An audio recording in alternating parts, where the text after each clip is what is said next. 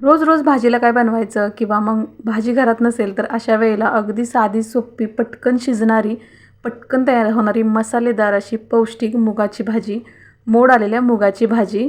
तर इथं मी साहित्य घेतलं आहे. तर इथं बघा 2 वाटे मी मोड आलेलं मूग घेतलेलं आहे आणि मुगाची भाजी पौष्टिकच असते खायला आणि शिजायला पण अगदी कमी वेळ लागतो. तर आता स्वच्छ 2-3 पाण्याने धुवून मी पाण्यामध्येच ठेवलेत. त्याच्यानंतर लागणारं बाकीचं साहित्य घेतलं आहे. तर त्याच्यामध्ये एक कांदा बारीक चिरून घेतला आहे, एक टोमॅटो बारीक चिरून घेतला आहे, कांदा लसूण मसाला, गरम मसाला आणि हे हिरवं वाटण घेतलं आहे म्हणजे लसूण, खोबरं, आलं आणि कोथिंबीरचं वाटण करून घेतलं आहे. हळद घेतली, चवीनुसार मीठ, जिरं आणि 2 चमचे शेंगदाण्याचं कूट, भाजी बनवण्यासाठी तेल. तर कढईमध्ये मी तेल गरम करून घेतलेलं आहे. तेल गरम झाल्यानंतर याच्यामध्ये मी जिरं घातलं आहे आणि त्याच्यानंतर एक बारीक चिरलेला कांदा हा थोडासा परतवून घेतला आहे.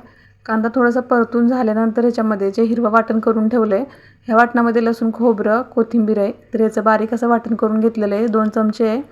तर हे घालून हे सुद्धा छान असं मी परतवून घेते, कारण हे सर्व कच्चं वाटण आहे.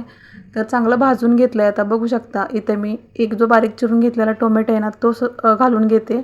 आता टोमॅटो इथं खूप जास्त परतवत बसायची अजिबात आवश्यकता नाही, थोडंसं परतवून घेतलं आहे मी. आता ह्याच्यामध्ये सुके मसाले, कांदा लसूण मसाला, गरम मसाला, मीठ, हळद घेतलेलं आहे, चवीनुसार घेतलेले मसाले आहेत.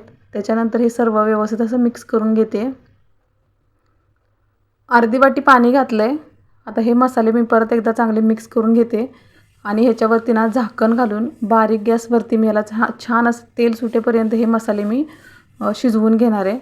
तर आता झाकण घालते आणि बारीक गॅस करून एक 5 मिनटं ह्या मसाल्याला छान तेल सुटेपर्यंत शिजवून घेते, म्हणजे छान मसाला तयार होईल. एक 5 मिनटानंतर बघू शकता तुम्ही किती मस्त असं तेल सुटलेलं आहे आणि आपला सर्व मसाला एकजीव झाला आहे. टोमॅटोसुद्धा चांगला असा मऊ झालेला आहे आणि मसाला मस्त तयार झाला आहे. वास अगदी खमंग सुटलेला आहे त्याचा. आता छान मिक्स करून घेते आणि ह्याच्यामध्ये जे स्वच्छ धुवून ठेवलेले मुगाचे मोड मी ह्याच्यामध्ये घालून घेते या मसाल्यामध्ये. तर मोड मी अगोदर भाजून घेतले नाहीत, मी तसेच स्वच्छ धुवून घेतलेले आहेत आणि हे घरी मुगाचे मोड तयार केलेले आहेत.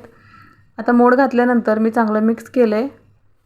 तर बघू शकता इथं मसाले आपल्या चवीनुसार घालून घ्या. आता ह्याच्यामध्ये आवश्यकतेनुसार पाणी.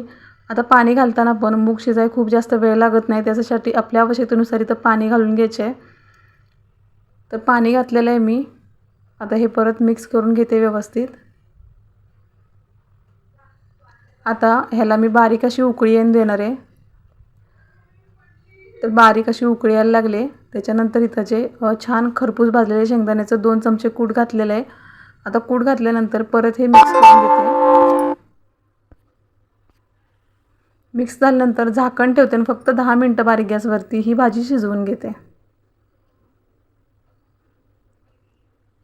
तर 10 मिनटानंतर मस्त तयार झाले इथं मुगाची भाजी, अगदी मसालेदार, झणझणीत, चमचमीत, त्याचसोबत पौष्टिक. तर चला, अगदी लहानांपासून मोठेसुद्धा आवडीने खातील अशी मस्त चमचमीत मुगाची भाजी तयार आहे. तर आपलं ताट पण तयार आहे. ताटामध्ये छान सॅलड आहे, चपाती आहे, भात आहे, मस्त आंब्याचं लोणचं आहे, त्याचसोबत इथं जवसाची चटणी आहे. तर चला मग, रेसिपी आवडली तर नक्की करून बघा.